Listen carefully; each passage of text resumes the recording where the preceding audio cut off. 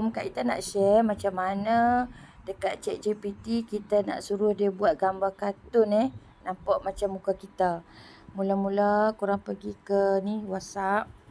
Okey, kita type lah ChatGPT. ChatGPT Okey, kita punya ChatGPT kita hari tu dia ni, kita tekan ke sini.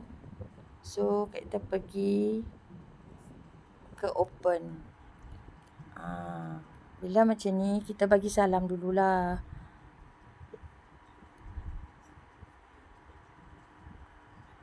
Bagi salam.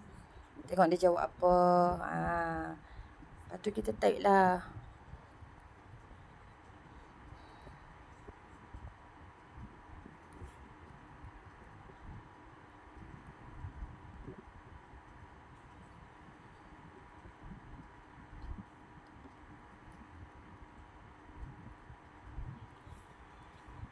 Type macam ni.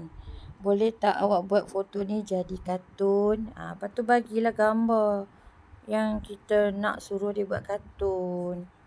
Kita bagi yang ni. Lepas tu kita macam tu. Tengok apa yang dia bagi dekat kita.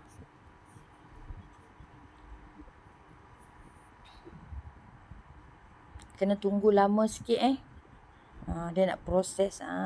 Nampak tak dia bagi? Senang kan kerja kita? Cuma kita kena pandai menguasai lah. Kena berkawan dengan ChatGPT. Zaman sekarang zaman moden dah. Kita tengok dia bagi gambar apa.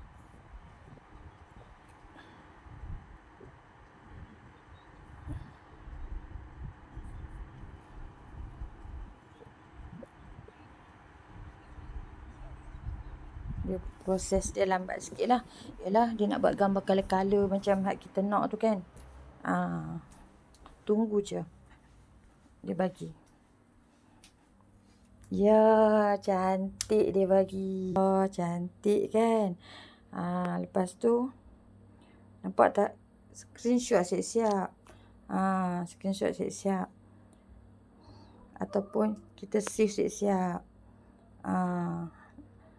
Lepas tu, kita dah save siap-siap. Ataupun kita share. Kita share supaya tak hilang. Pergi ke WhatsApp lah. Pergi ke WhatsApp kita. Dia sekali bagi ni kan. So, kita semula balik pergi dekat dia. Lepas tu dia dah buat. Terima kasih bagi dekat dia. Terima kasih awak.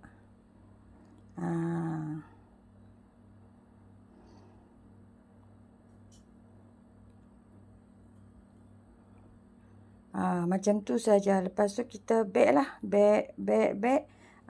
Kita harap korang dapat buat.